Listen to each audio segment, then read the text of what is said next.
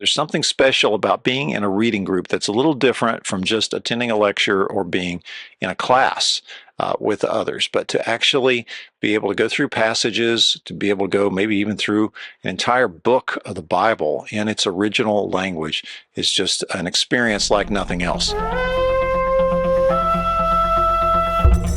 Hi, I'm Doug, and I want to encourage you in studying the biblical languages, Hebrew, Aramaic, and Greek.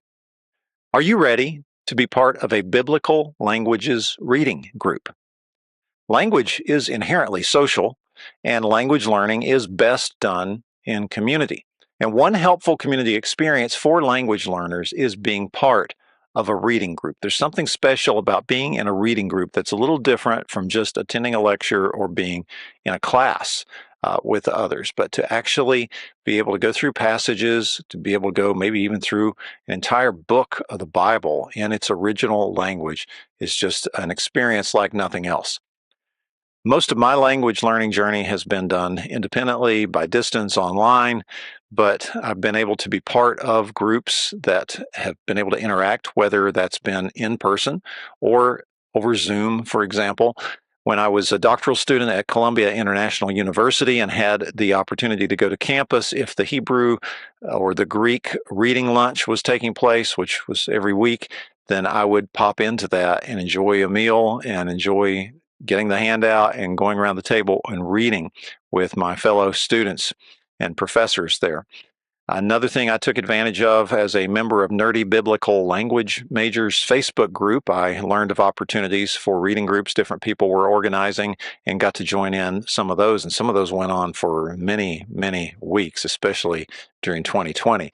And it was something I really looked forward to and enjoyed growing in my reading confidence and fluency because of being part of such a group.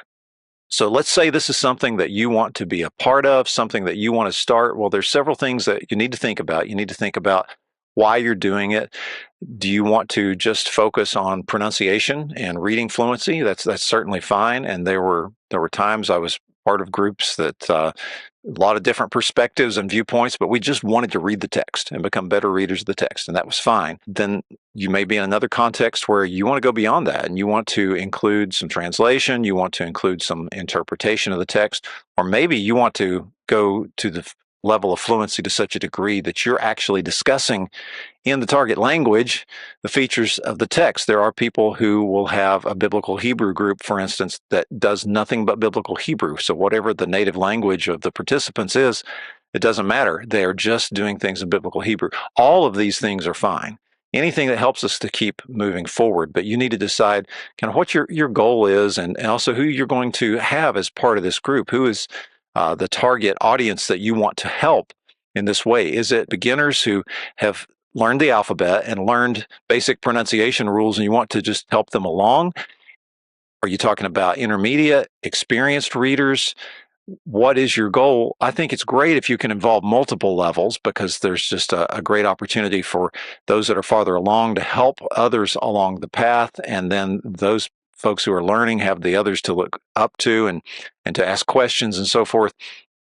And I think that can be a great community experience, but you need to decide how that's going to work. Different baseline requirements, expectations, the consistency. What do you expect for folks that are participating here? Is it going to be a limited time, a 6-week reading course? I'm actually just getting ready to start one of those and volunteering to do that for a certain group of folks right now and looking forward to that. But it's just 6 weeks, not committing forever. But you might want to have an open-ended or indefinite end date for a group, and it may end up being a lifelong community of friends there.